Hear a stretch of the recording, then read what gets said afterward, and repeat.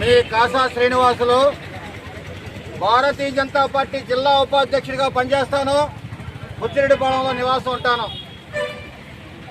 గత ప్రభుత్వం వైఎస్ఆర్ కాంగ్రెస్ ప్రభుత్వం అధికారంలో ఉన్నప్పుడు గ్రామం నదల్లా, ఇసుక నదల్లా, భూముల నదల్లా, అదేవిధంగా కలియుగ దైవమైనటువంటి శ్రీ వెంకటేశ్వర స్వామి ఆదాయాన్ని కూడా వదలకుండా తిరుపతిలో పరకామణి చేస్తున్నటువంటి తిరుపతి దేవస్థానానికి వచ్చినటువంటి శ్రీవారికి కానుకలేసినటువంటి భక్తులు భక్తితో వాళ్ళ కోరికలు తీరితే స్వామివారి కానుకలు సమర్పిస్తారు. ఆ కానుకలు శ్రీవారికి సంబంధించిన అనేక సేవా కార్యక్రమాలకి ఉపయోగిస్తుంటారు. అయితే ఆనాటికి వైఎస్ఆర్ కాంగ్రెస్ ప్రభుత్వం అలా చివరికి తిరుమలలో ఉన్నటువంటి శ్రీ వెంకటేశ్వర స్వామి యొక్క ఆదాయం మీద కన్నేసి పరకామణి పేరుతో ప్రతిరోజు వచ్చిన డబ్బుల్ని లెక్కిస్తూ ఉంటారు.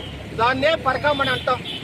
పరకామణి చేస్తుంటే ఈ వైఎస్ఆర్ కాంగ్రెస్ పార్టీ నాయకులు దొంగల్ని పరకామణికి పంపించి అక్కడ కొన్ని వేల కోట్ల డాలర్ని ప్రతిరోజు దొంగిలిస్తున్నది.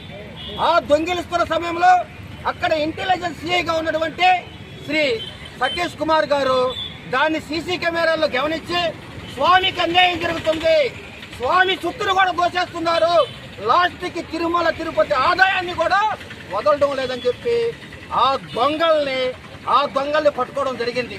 ఆ దొంగల్ని పట్టుకుని ఆ రోజు వాళ్ళ మీద కేసు పెట్టి ఒక పోలీస్ అధికారి, న్యాయానికి ధర్మానికి ప్రతిరూపమైనటువంటి సిఐ గారు శ్రీ వెల్లల సతీష్ కుమార్ గారు ఆ రోజే ప్రభుత్వానికి కంప్లైంట్ ఇవ్వడం జరిగింది. అయితే సతీష్ కుమార్కి తెలుసు దీని మీద కంప్లైంట్ ఇస్తే, దీని మీద కేసు ఫైల్ చేస్తే నా ప్రాణాలకే ప్రమాదము, నా కుటుంబానికే ప్రమాదం అని ఆ రోజే కంప్లైంట్ పెట్టినటువంటి మన సతీష్ కుమార్ గారికి తెలుసు.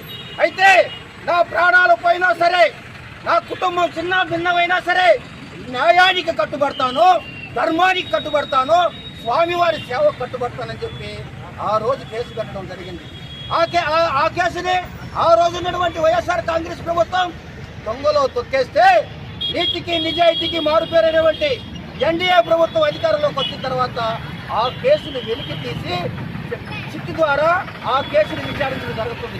అనేక మంది ముద్దాయిల్ని విచారించారు. చివరికి సతీష్ కుమార్ గారిని విచారించడానికి ఆ రోజు సాక్షాత్తు పట్టుకున్నటువంటి సిఐ సతీష్ కుమార్ని విచారించడానికి ఆయన తిరుపతికి రమ్మని ఆ రోజు పోలీస్ అధికారులు చెప్పడం జరిగింది. ఆయన తిరుపతికి ట్రైన్లో పోతా ఉంటే